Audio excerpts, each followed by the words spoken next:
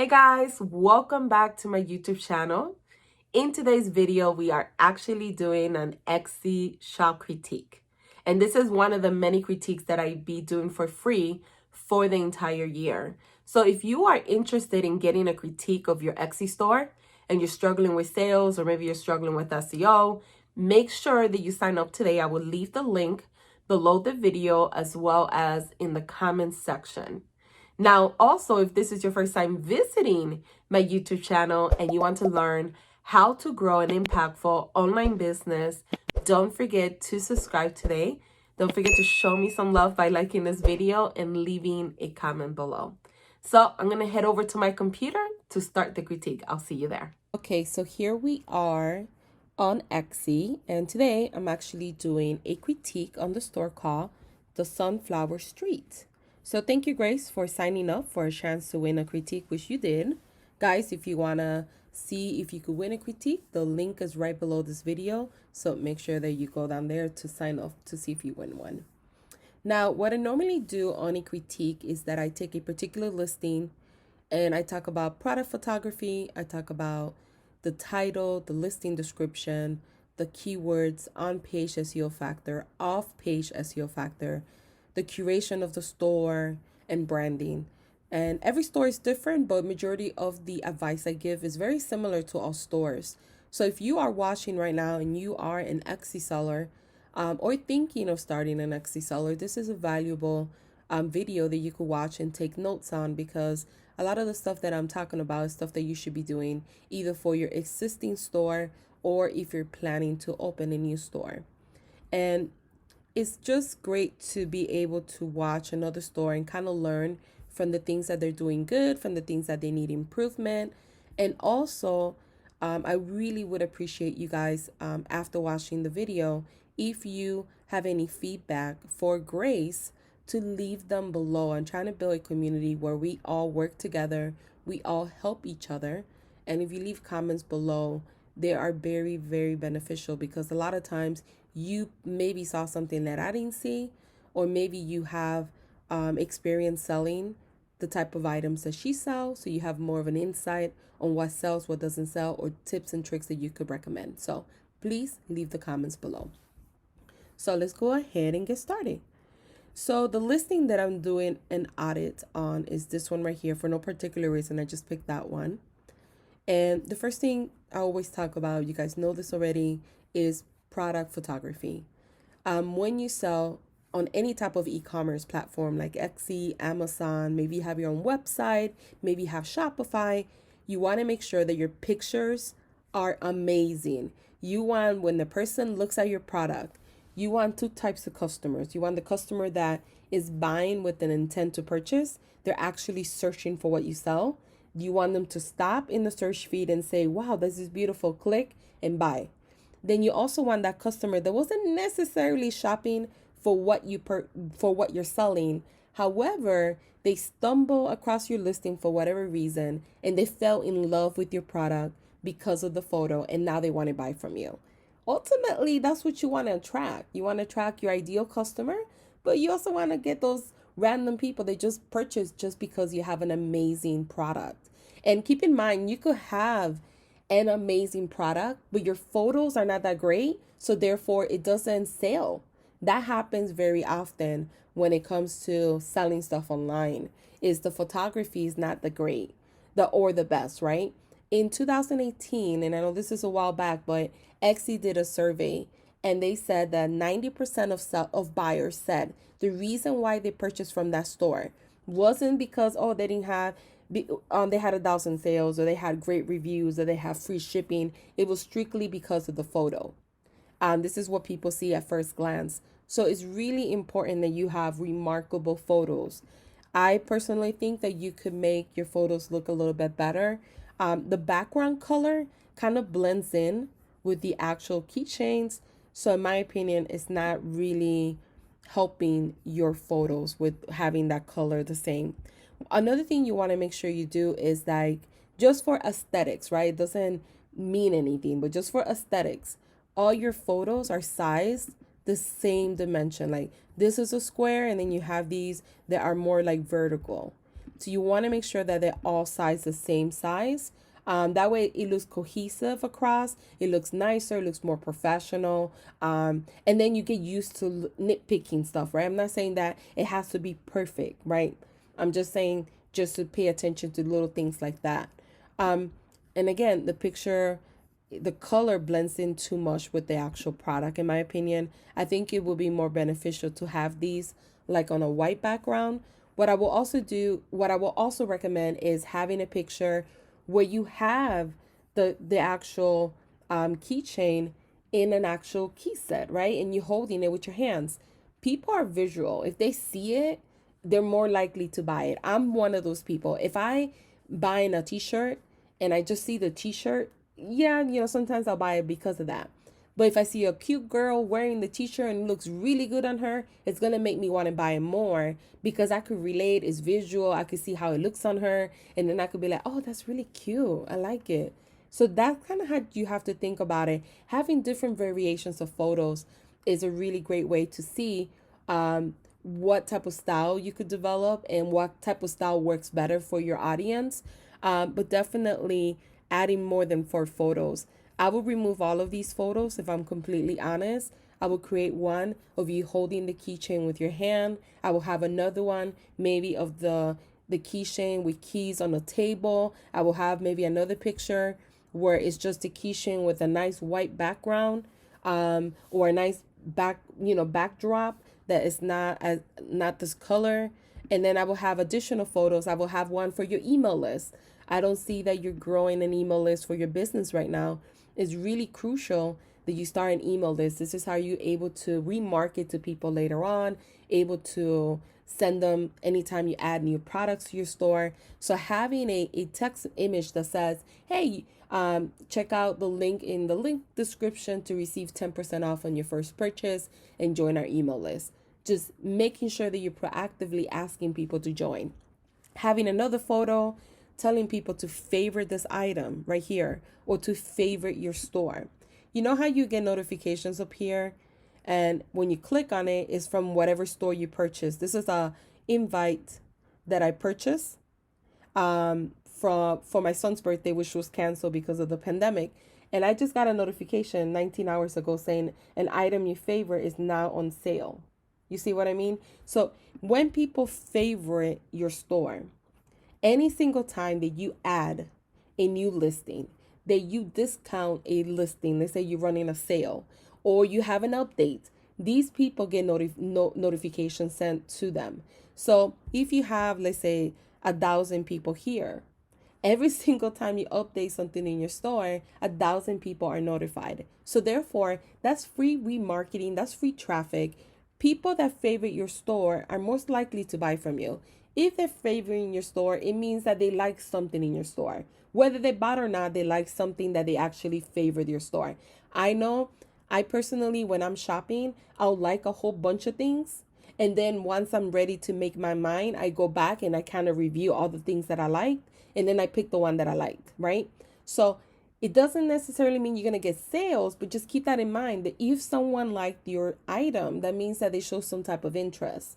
So anytime you update and they get this notification, that's another chance that they might buy from you. Maybe they didn't buy the first time, but they might buy the second or third time. So that's just free marketing strategy that you could start using. Everything that I'm going to be talking to you about today, Grace, is to help you get those additional sales. It could be an additional 10 sales a month. It could be an additional 100 sales a year, right?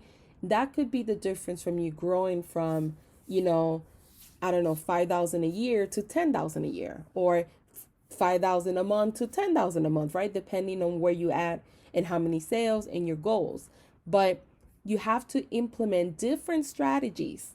It's not just uploading a picture and just waiting for the sale. You have to think, okay, what else can I do to take my store to the next level? So adding all these strategies that I'm going to be talking about in this video is going to help you increase additional sales. And when you combine them all together in the larger scheme, then you'll have those additional sales that made you an extra 3,000 for the year or an extra 10,000, right? Depending on how fast you grow. So I would recommend having that picture that you tell the customer Don't forget to favorite our listing. Don't forget to favorite our shop. Don't forget to sign up for the email list. If you sell these and you send them in a cute package, right? Especially with the pandemic that we're facing now, that people can't go to stores to shop and they have to do their online shopping online. What I recommend is having a picture of how you actually send the beautiful keychains to people, right? Making sure that you show them, oh, it comes in this little box. This is what you get. People like that, the visual aspect of it. If they see that it comes in a cute box, they might be more prone to buying because maybe they're buying this for a gift for someone. And because they can't grab it themselves and take it over to that person's house, they rather buy it from you because you already do that for them. So just keep that in mind. Another thing is making sure that whatever product, your end product that you're selling, is to the best quality, right? Quality is really important. Um, I'm looking at your pictures and I could see there's a little thread right here. You see the little thread right there? And then I'm looking up here and it's a little uneven. And up here it's not even. It's not, a great circle. Right here, there's some thread coming out.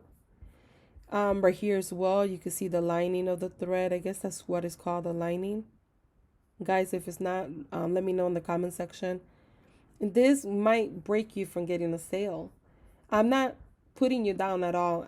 You should be very proud of yourself for starting a business. I never like to talk down to anyone about what they do because I know me personally, when I created my first Etsy store, I don't even know how people purchase from me because majority of my products weren't that great looking. And that's because I was still new and I was still learning about creating graphic designs or using graphic designs to create things, and I didn't know how to do it correctly. And over time I got better and better and better, and now they're a lot better, obviously. But I don't say it to knock you. I say it because that could be another reason why you're not getting sales.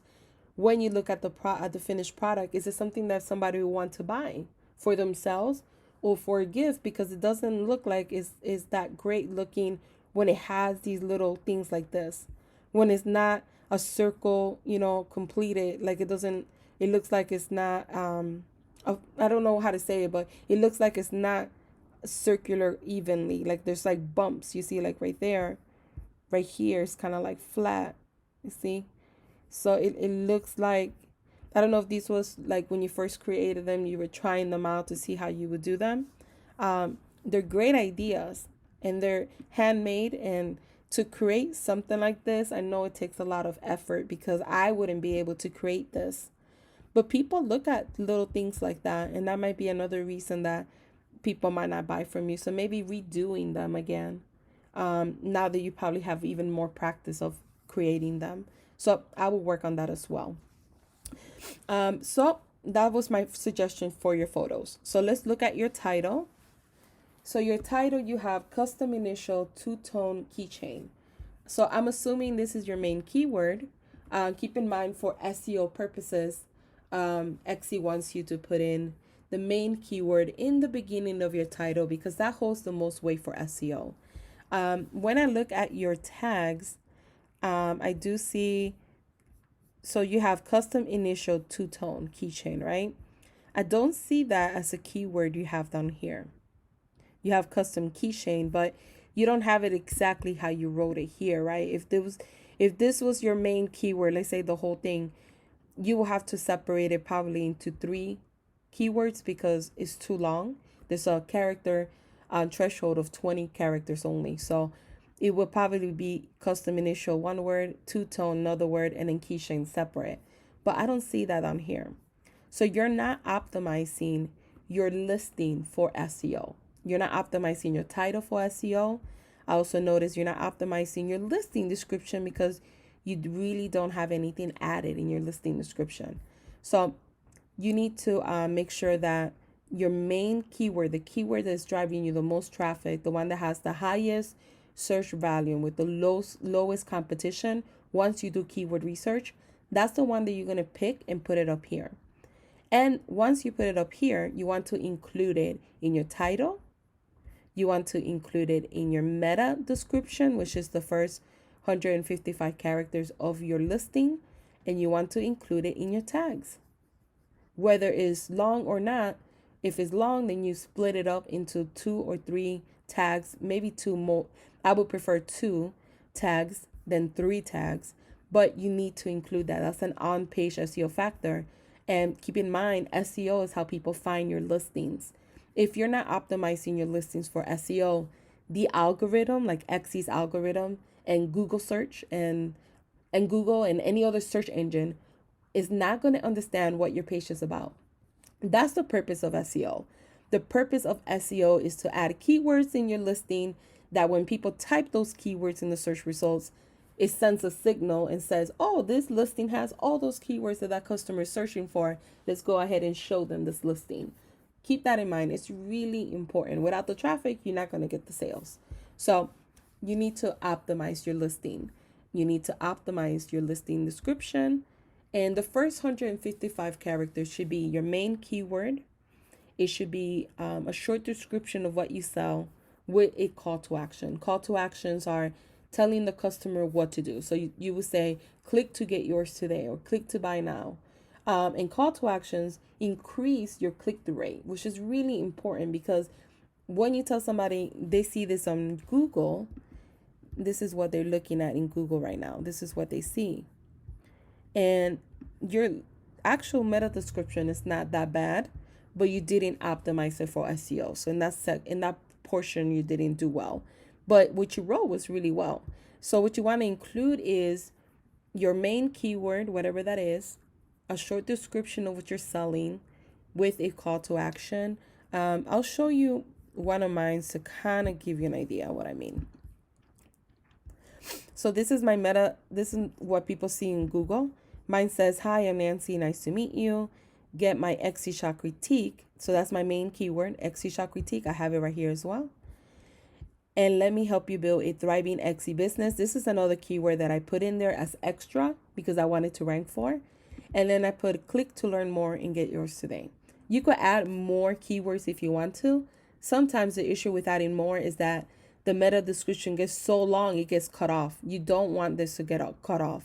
You want to make sure that when you create a meta description that when it ends right here, you have everything included. You don't want it to get cut off like this. So that's the purpose of not going over the 155 characters. And you definitely have to work on that because you don't have it set up correctly for SEO. Now I'm using, guys, eRank Pro. If you guys are interested in signing up, they have the free version and they have the pro version. I use the pro. It's amazing. They have a lot of tools. The owner, Anthony, he's always adding additional features to eRank. He just added something else for keyword research. So I highly recommend that if you have not used his products, that you do, because I absolutely love his product. And from here, you're going to go to tools and you're going to go to Keyword Explorer. So the first thing, well, let me tell you what you're going to go there for. The first thing you're going to do whenever you're doing keyword research, you're going to sit down and think about, okay, what do I sell? I sell keychains. So what you're going to do is you're going to think about 10 to 15 keywords that describes exactly what you sell. It could be keywords, it could be long tail keywords, it could be unique phrases, but it has to be what you sell. Once you come up with those keywords, you're going to do keyword research on each individual keyword. You're going to find out what is the monthly search volume, what is the competition, is it a good keyword for me to use or not? And you're going to use the tool Keyword Explorer. You're going to put each individual keyword that you come up with, and it's going to spit out the data like this, and it's going to tell you how much competition, how much search volume. You need to start doing that before you create a listing, actually, to be quite honest with you. You need to find out if that particular item is something that people are searching for on Etsy. It doesn't necessarily mean that it wouldn't be something that you can't sell on Etsy. It would just mean that you will have to market yourself a lot more in Etsy and outside of Etsy to drive additional traffic to that particular product. But what I've noticed with your keywords, one, you're only using 10. You have to make sure you use all 13 keywords. Etsy allows you to add 13. You use all of them because the more keywords you use, the more possibility of getting a sale, which is the ultimate goal.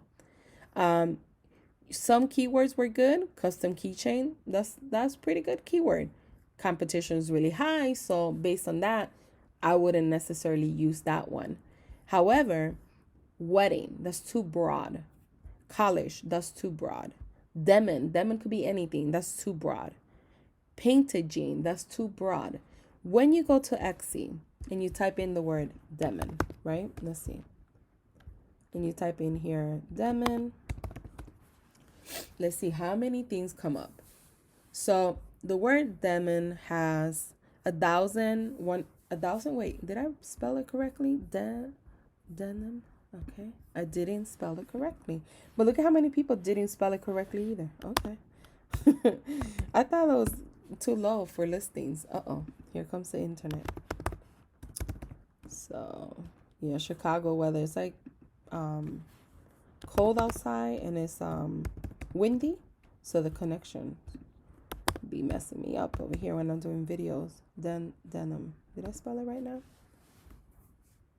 Okay, now I spelled it right. Sorry about that, guys. So when you type in demon in the Etsy search results, this is a good indicator that this keyword wouldn't be good for you.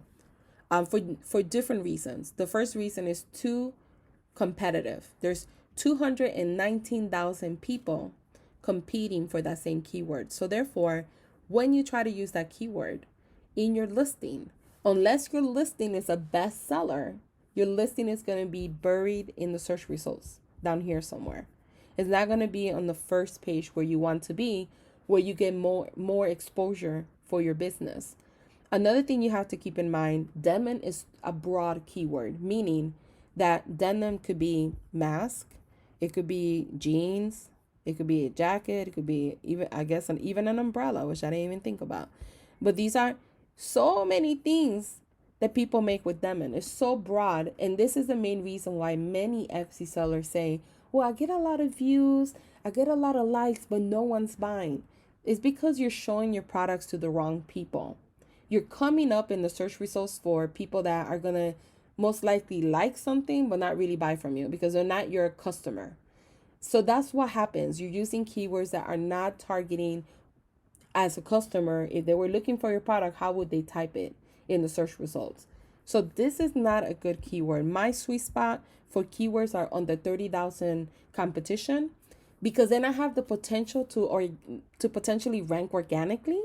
And if I do an Etsy ad, my cost per click is not going to be as high because I'm not using a keyword that's so competitive that I do $4 a day, let's say in Etsy ads, and within the day it's all gone and I didn't make any money back.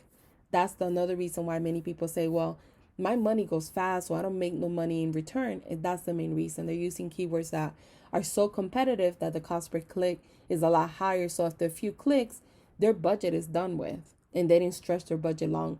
That $4 didn't stretch out as much as they wanted to. So you definitely need to go back and change these. Bright gifts, that's too broad.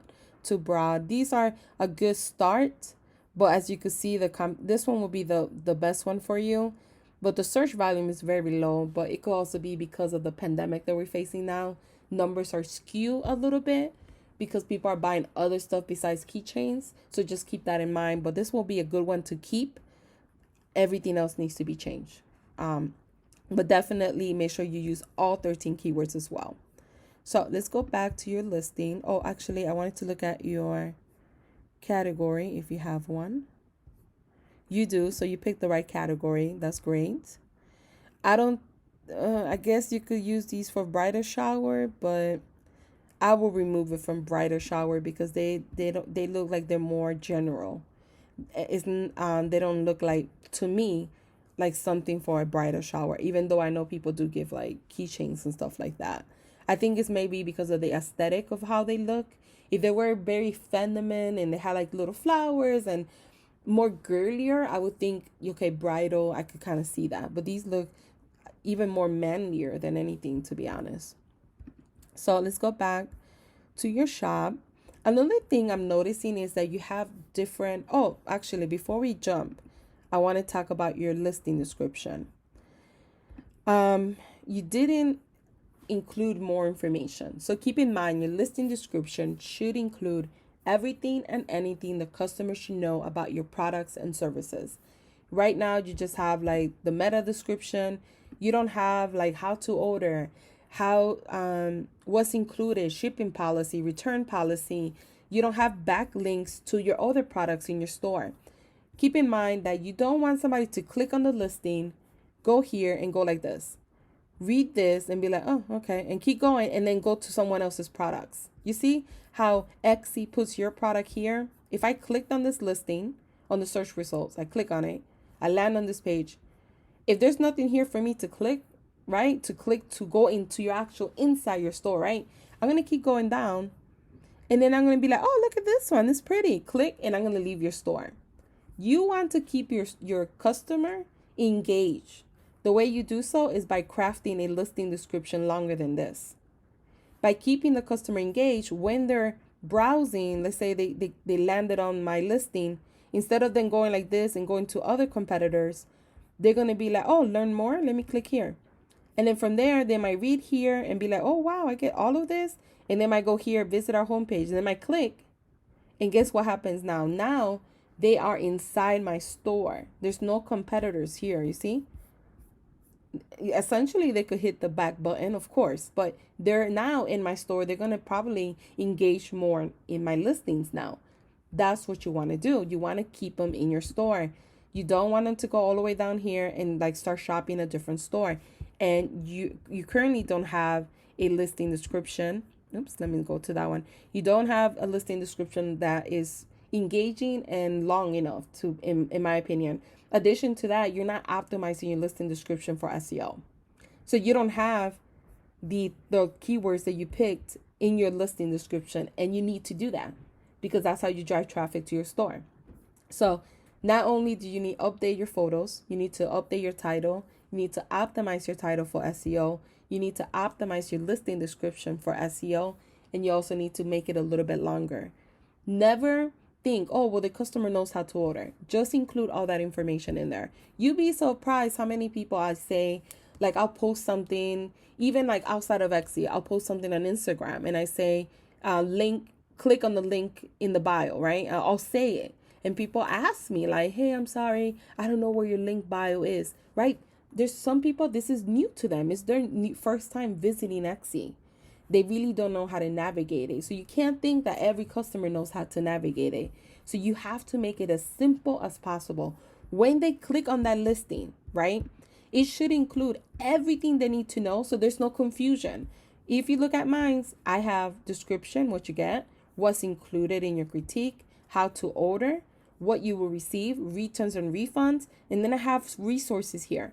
Why do I make it like that? Because the clearer you make it, the easier you make it for the customer, the easier it will be for them to make an informed decision. So these are the 3 things I want you to take away. The photo is what makes the person want to click to learn more. SEO is how they actually even found you. And the listing description is what closes out the sale. Is what makes them want to, oh, okay, I want to go ahead and buy from this person. But you have to have all 3 of them together. You definitely need to work on that on your listings. What I was going to say earlier is that I noticed that on your store, you have different things that you sell. You have the keychain, and then you have a denim jacket that you sell. And then you have a painted vest, jean vest that you sell.